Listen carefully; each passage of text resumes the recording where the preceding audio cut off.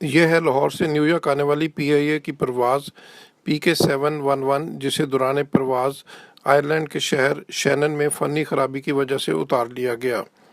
پرواز لاہور سے مانچسٹر پہنچی، جہاں 2 گھنٹے کے معمول کے سٹاپ اوور کے بعد نیو یارک کے لیے روانہ ہوئی تو 20-25 منٹ کے بعد اس میں فنی خرابی محسوس کی گئی۔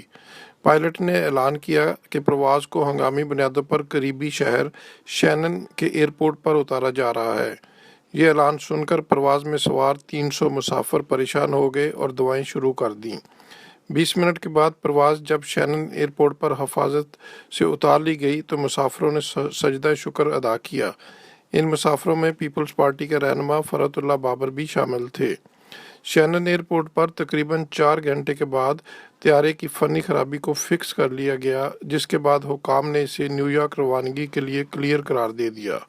محسن ظہیر، چینل 5 نیو یارک۔